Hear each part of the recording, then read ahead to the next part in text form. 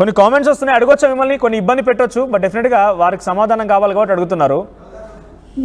ఇప్పుడు ఆల్రెడీ పెళ్ళి అయిపోయింది, ఇప్పటి వరకు అఘోరి ఒంటరిగానే ఉన్నారు, తను కారులో ఎక్కడ తిరిగినా నడిచింది, తను ఎక్కడ ఉన్నారు ఏంటనేది కూడా చాలామంది ఆసక్తిగా కొన్ని సందర్భాల్లో ఎదురు చూస్తారు. తను చాలా సింపుల్గా, నాకు తెలిసి కారులోనే పడుకుంటారు, ఎవరన్నా భక్తులు పిలిస్తే వెళ్ళి భోజనం చేస్తారు, అంతవరకు బాగానే ఉంది.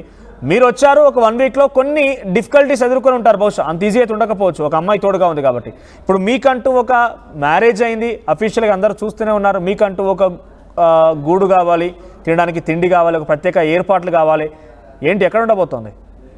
త్వరలోనే ఆశ్రమం కడుతున్నాను. త్వరలోనే అది ఎక్కడ ఏంటి అనేది మేము తర్వాత అనౌన్స్మెంట్ చేస్తాము. ఆ ప్రణాళిక సిద్ధమవుతుంది, ఈ మధ్యలోనే అవ్వచ్చు కూడా.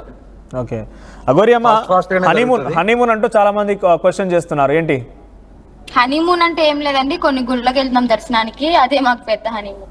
అవునా? సో మీకంటూ అలా ఏమంటారు, ఒక ఇల్లు అయితే కంపల్సరీ కావాల్సిందే, సో దానికి సంబంధించి ప్లానింగ్ చేసుకున్నాము, అది కూడా తొందరలో అవుతుంది, ఆల్రెడీ స్టార్ట్ చేసాం. అంటే తెలుగు రాష్ట్రాలు ఉండబోతుందా? లేదు లేదు, నార్త్ లోనే ఉంటామని. తెలుగు రాష్ట్రాలు అంటే ఇక్కడ కట్టుకుని అటువైపు వస్తాం, మేము అటువైపు రావని చెప్పట్లేదు, అటు వస్తూ వెళ్తూ ఉంటాము, కానీ ఇక్కడనే ఇంకా మొత్తం ఆశ్రమం లాంటిది ఇక్కడనే కట్టుకుంటాము.